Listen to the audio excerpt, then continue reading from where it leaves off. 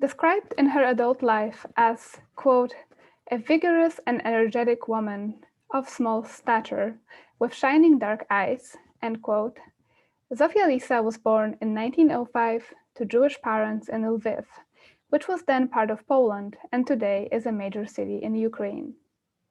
As a child, she took lessons in music theory, piano, and organ.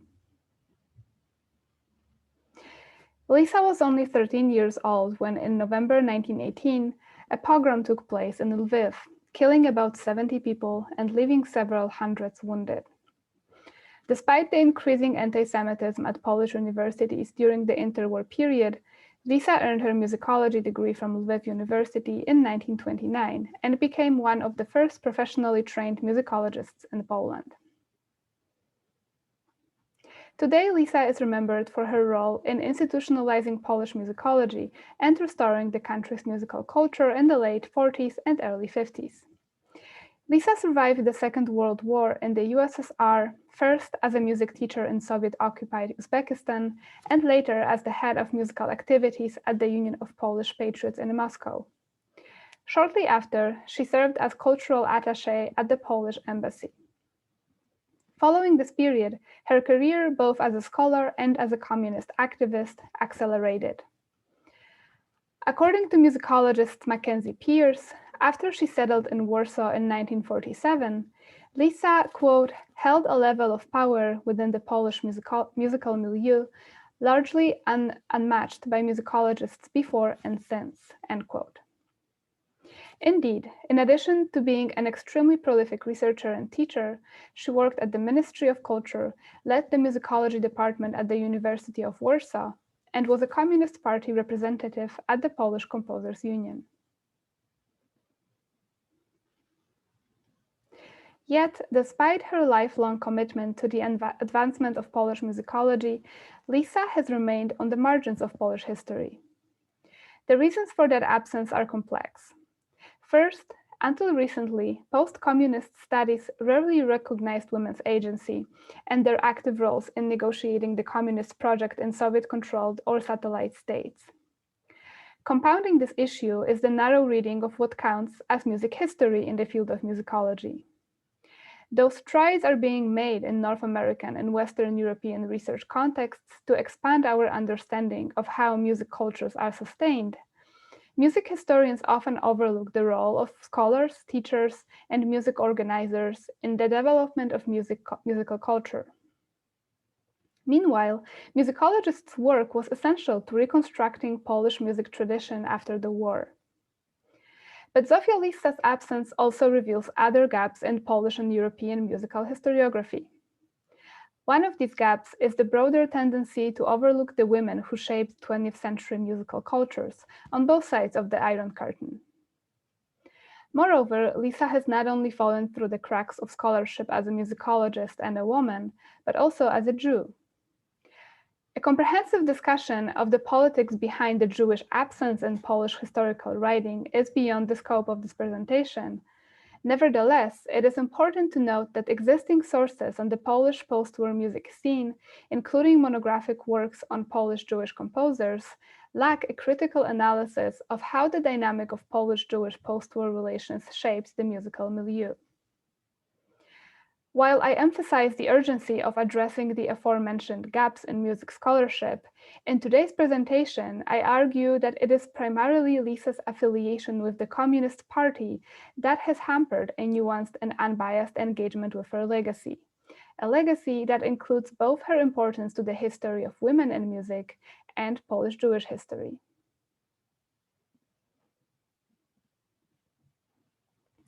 As noted by Pierce, quote, Lissa has primarily been viewed by scholars as an agent of state control over Poland's musical life during the height of the Stalinist period, the Communist Party's inside woman in the Union of Polish Composers, and a chief architect of socialist realist aesthetics and a faithful interpreter of state doctrines for the Polish musical press, end quote.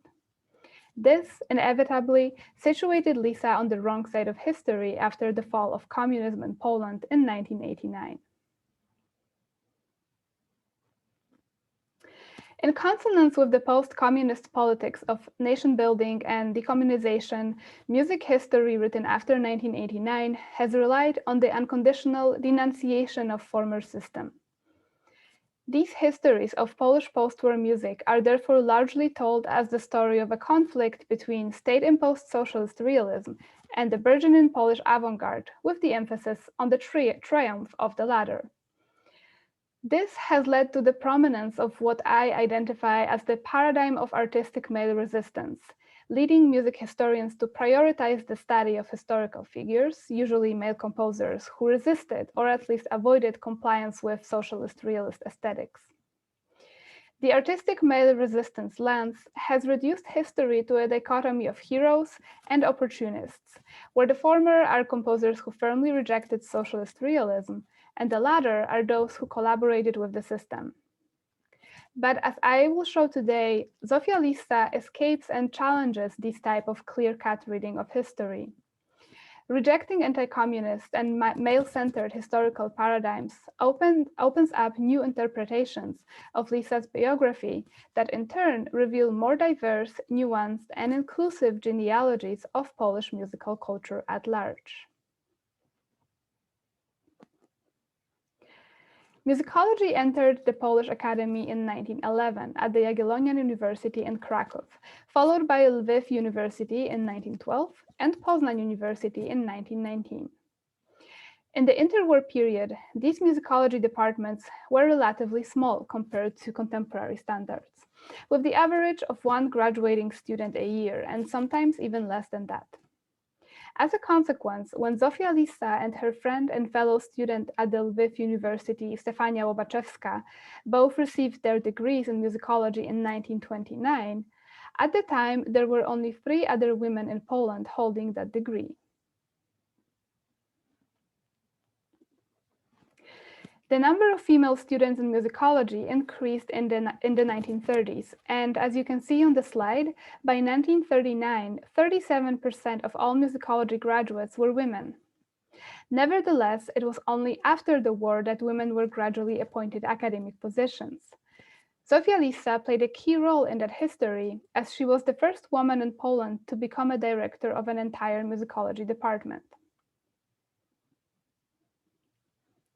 Due to her connections at the Ministry of Culture and the Arts, as well as her respectable position in the field, in 1948, she successfully facilitated the foundation of the first musicology program at the University of Warsaw. She then remained its director for almost 30 years. But academia was not the only place where Lissa's actions led to the inclusion of women in key institutions of Polish musical culture. As one of the main architects of the musicologists section incorporated in the Polish Composers Union in 1948, Lissa contributed to including more women in the country's most influential musical organization. In the post-war period, the Polish Composers Union, revived in 1944, was important for both the party state and Polish composers. According to David Tompkins, quote, "Union membership conferred prestige and status, as well as access to funding and social benefits. It secured performances of new works and publications by a state-owned main music publisher," end quote.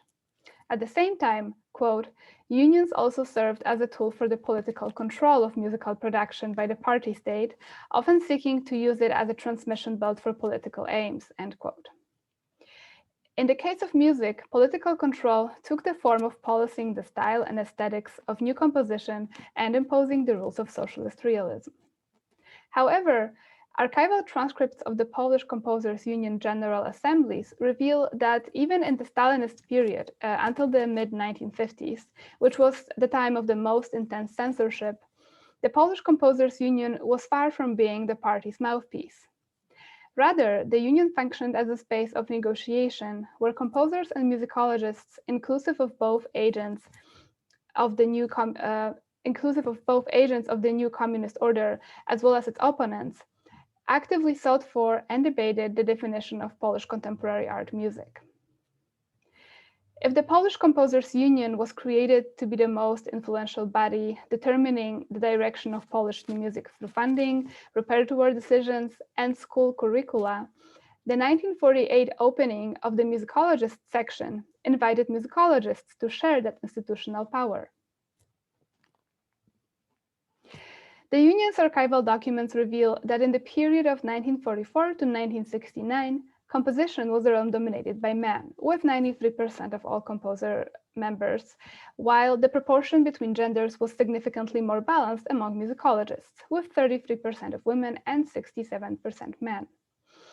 Therefore, an important, though rarely discussed outcome of establishing the musicologists section was that it de facto resulted in the increased representation of women in key decision-making positions in the new music scene. Moreover, including musicologists in the union allowed Lissa herself to take an active role in the union's operations. From the transcripts of the General Assemblies, Lissa appears to have been the most active female figure in the organization between 1945 and 1956. She also sat at the union board for almost 7 years. The only other woman as widely recognized with a long-term position on the board in this period was Grażyna Bacewicz, the most prominent Polish female composer at the time. Bacewicz, who was and is considered to be relatively politically neutral, has been recognized and acclaimed in music scholarship as the best Polish woman composer, a role model, and the first lady of Polish music. On the other hand, Lissa, due to her political alignment with the party state, is rarely celebrated for the precedent she set for women musicologists. As a consequence of the anti-communist conditioning of Polish musicology after 1989, Lissa's legacy of contributing to a more gender-inclusive musical culture in Poland remains overlooked. Instead, her achievements are reduced to political opportunism, and as a, quote, communist party's inside woman, unquote, her agency is put under doubt.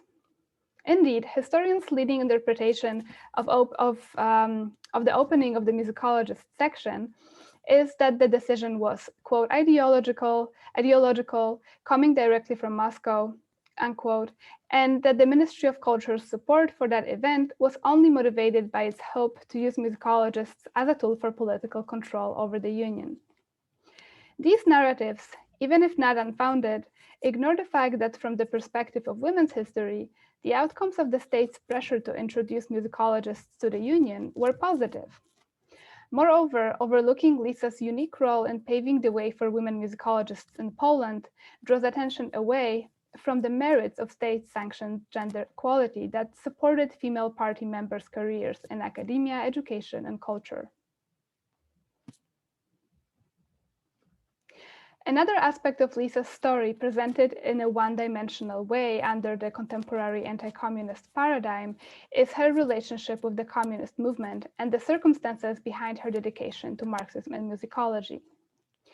Lissa's powerful position during the first decade after the war, which was the period of the most intense control over music by the party state, is often evaluated with little to no consideration of her overall biography.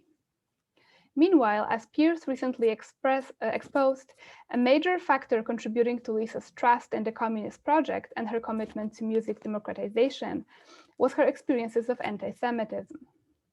While in university, Lissa and other Jewish students in the musicology department were subject to discrimination by her professor and mentor Adolf Chybiński. Beginning in the 1920s, Chybiński and many other music researchers actively excluded Jewish voices from the main musicological journals, as they subscribed to, quote, an exclusionary form of Polish ethnic nationalism pioneered by the radical right, unquote. In 1937, Chybiński wrote, quote, I would be very happy if Muzyka Polska united all the ethnically Polish writers on music, in the same way as under my strong pressure, it expelled all Jews and crypto-Jews, unquote. This discourse was unfortunately normalized in the interwar Poland. As Pierce explains, quote, ethnic nationalism held that the state should serve the nation, which was viewed as a culturally cohesive, homogeneous community defined by Roman Catholicism and the Polish language. Jews, who constituted around a tenth of Poland's population at the time and approximately a third of Lviv's, were seen as, quote, parasites, unquote, who threatened the national community, unquote. As an active participant of the intellectual life of Lviv's Jewish community, Lissa responded to the anti-Semitism among musicologists by publishing texts on nationalism, race, and music that actively searched for a definition of national identity that would encompass Polish Jews. Pierce further demonstrates the origins of Lissa's enthusiasm for mass songs, one of the socialist realism's flagship genre.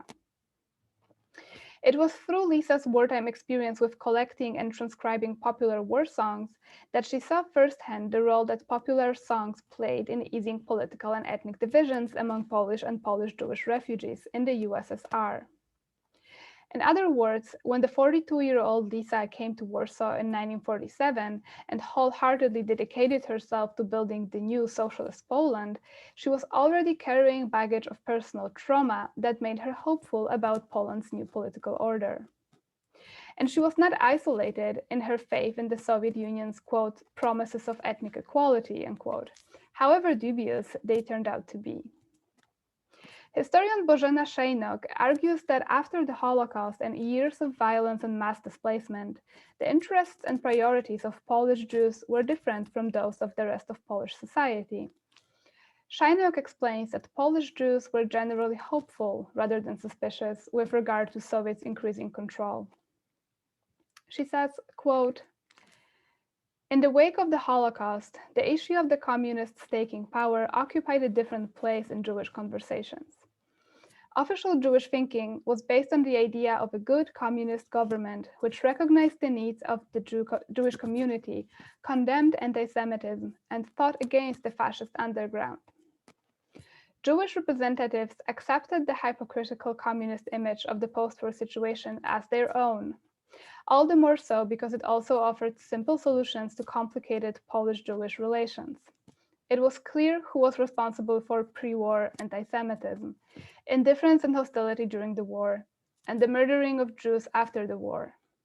Anything that violated this image, including the anti-Semitic practices of the communists, was effectively hidden behind the communist facade, end quote.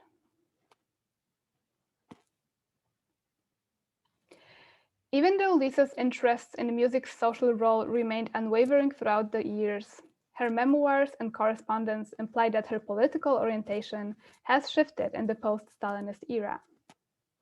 Like many other members of the Polish Communist Party, she was profoundly shocked by the revelations revealed by Soviet leader Nikita Khrushchev's 1956 secret speech, which criticized Stalin's totalitarian practices and held him accountable for war crimes.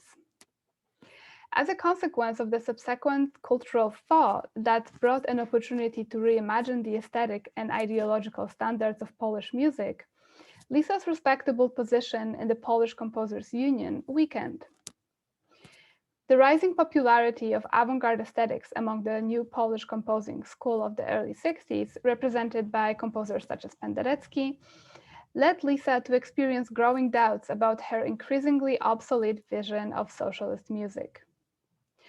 But it was not only the feeling of irrelevance that shook Lissa's confidence in the communist project.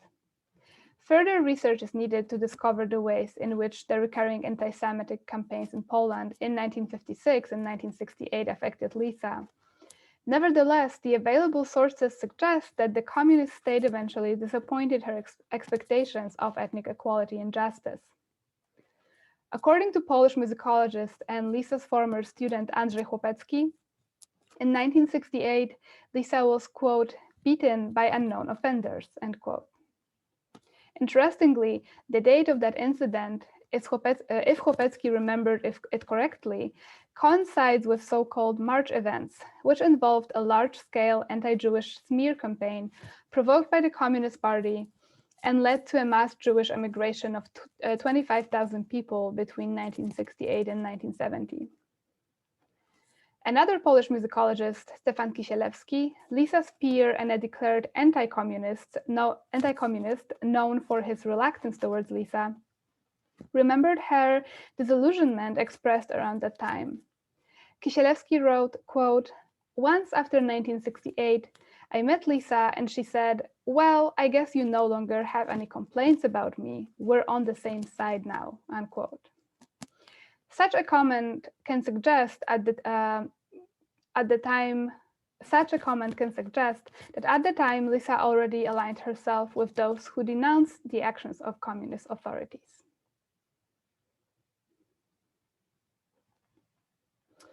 To summarize, in my presentation, I demonstrated Lissa's historical significance as a powerful female scholar in a male-dominated compositional and academic milieu of post-war Poland. Moreover, by emphasizing Lissa's lifelong experiences with anti-Semitism, I argued that it was her lifetime search for a sense of belonging within Polish society that played an important role in her political and aesthetic alignment with communism. This, in turn, complicates the simplistic understanding of Lissa as an opportunistic party agent. These new interpretative contexts, centering women's history and Polish Jewish history, allow to diversify genealogies of today's Eastern European music culture. Further research is still needed to provide a comprehensive evaluation of Zofia Lissa's contribution to Polish and Eastern European musicology. Nevertheless, this project is a step in the process of challenging research paradigms prevailing in post-communist historiography, which can allow us to be able to place more figures like Lissa on the map of music history. Thank you.